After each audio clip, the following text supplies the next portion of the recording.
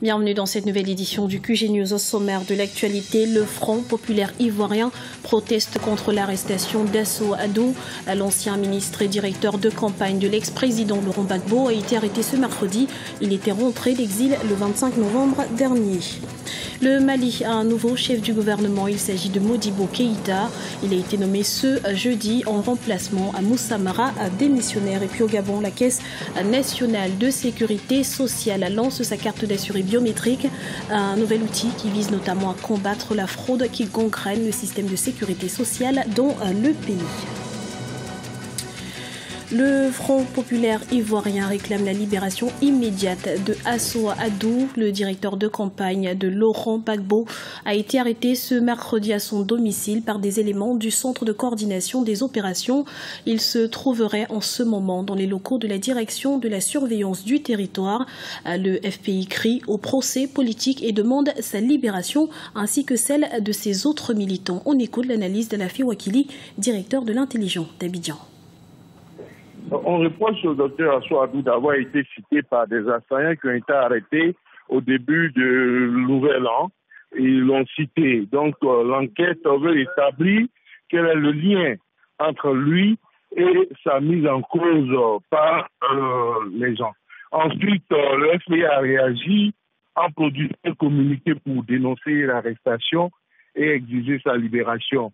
Malgré tout ce qu'on pourrait reprocher, tout ce qui est reproché à Afin Descent, il a dénoncé l'arrestation et il a exigé la libération d'Asso Adou sans qu'on soit sûr que ça puisse aider.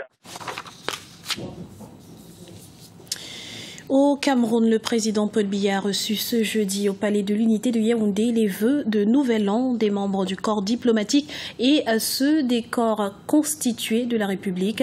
Le chef de l'État a profité de cette occasion pour attirer l'attention de la communauté internationale sur la nécessité de s'unir face au terrorisme. Reportage Narcisse Noubet, notre correspondant au Cameroun. Chefs de mission diplomatique, représentants d'organisations internationales, membres des corps constitués nationaux, se sont donné rendez-vous ce jeudi à Yaoundé autour du président Paul Biya. Ces retrouvailles annuelles consacrées à la présentation des vœux du Nouvel An au chef de l'État ont pris la forme d'un cadre d'échange entre le Cameroun et la communauté internationale. S'adressant aux diplomates en poste au Cameroun, le président Paul Biya est revenu sur l'urgence de la mise en place d'une coalition internationale contre les mouvements terroristes. Il faut que l'on sache que la distance qui peut séparer un pays des zones de combat n'est pas une assurance tout risque. Pour ma part, je persiste à croire que la menace que représentent les djihadistes, Boko Haram et autres Shebab ne pourrait être levée que par une mobilisation au niveau international. Beaucoup l'ont compris. Il reste à en tirer les conséquences. Dans son allocution, le chef de l'État a également présenté les perspectives économiques 2015 de son pays. Nous n'avons d'autre choix que de poursuivre notre politique axée sur les progrès de la croissance. Comme vous le savez, elle repose sur trois principaux piliers.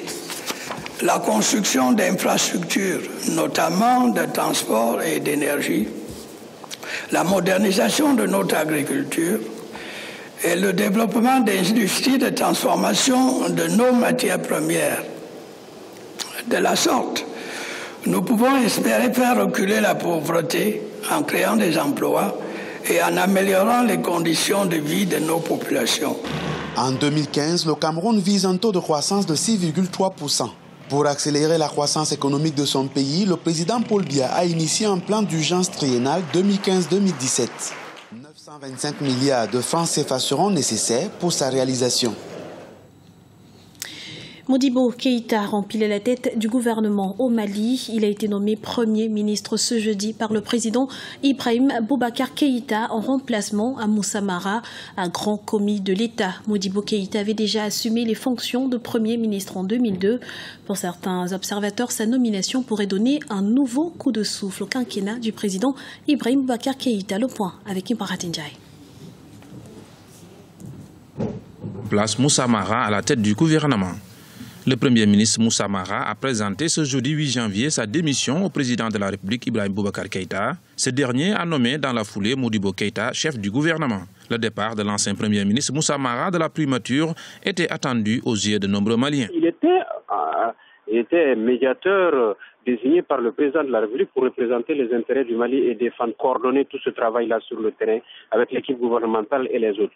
Il est l'homme choisi le mieux placé, en tout cas, dans ce contexte-là, par ses talents de médiateur, par son expérience, ancien Premier ministre, plusieurs fois ministre. Et il a été ministre sous Moussa Traoré, Premier ministre sous Alpha Omar Konaré, et là, ministre, chef de mission dans ce cadre-là, dans le cadre de la réconciliation, il était l'homme le mieux placé par rapport à son bagage, par rapport à son charisme, par rapport à sa maîtrise de l'administration malienne, pour pouvoir rassembler, recoller tous ces morceaux. Maintenant, est-ce qu'il aura la main libre? Est-ce qu'il va travailler en symbiose avec le président de la République, avec l'opposition?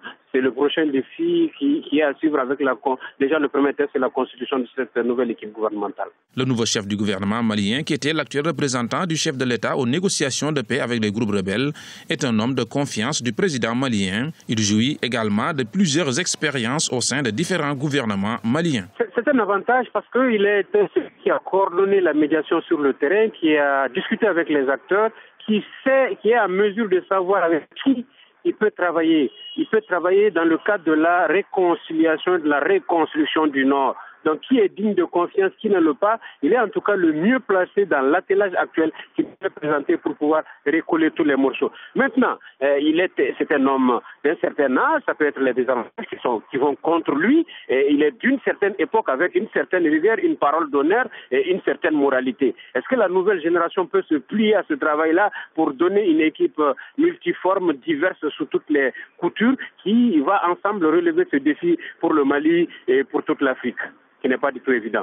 Moussa Mara occupait le poste de Premier ministre depuis avril 2014.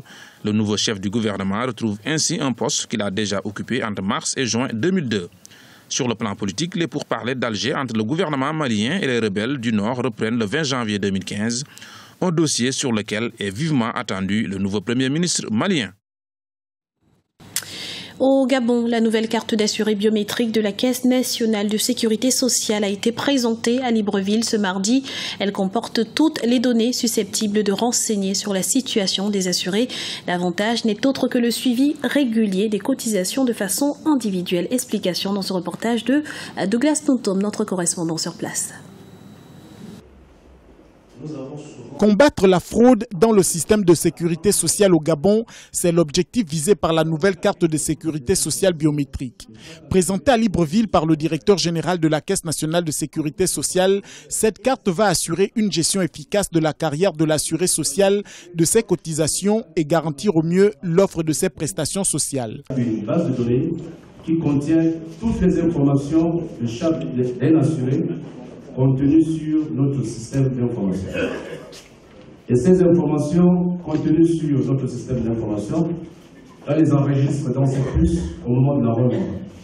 Justifiant l'adoption de cet outil, le directeur général de cette entité, Désiré Lasségué, a déclaré qu'en 2 ou 3 ans, la fraude a été à l'origine d'une perte d'environ 1,3 milliard de francs CFA.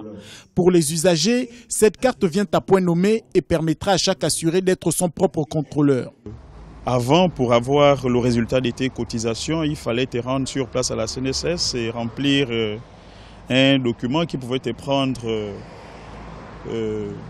1 mois. Mais aujourd'hui, c'est quelque chose d'effectif. Tu viens avec ta carte, tu l'introduis automatiquement, tu as tes cotisations, tu as tes résultats que tu veux. Si réellement ton employeur cotise. Avec la carte, tu n'as plus le temps de faire la longue procédure qu'on faisait, de passer de bureau en bureau. Avec la carte, tu as la possibilité de vite connaître tes échéances. De façon concrète, les bornes seront mises en service dans l'ensemble du territoire national d'ici au 13 février 2015. La CNSS entend enrôler les 8500 entreprises officiellement affiliées et installées au Gabon d'ici à 2016.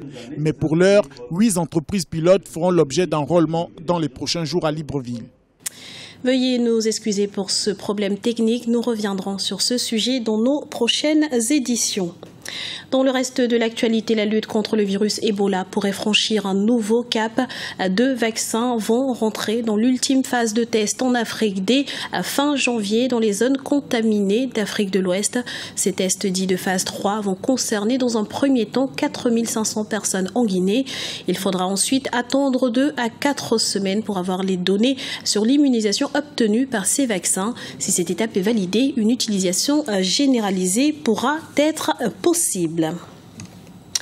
C'était le journal de la rédaction. Nous vous remercions pour votre fidélité. Retrouvez dans un instant une nouvelle édition du QG News sur Africa 24.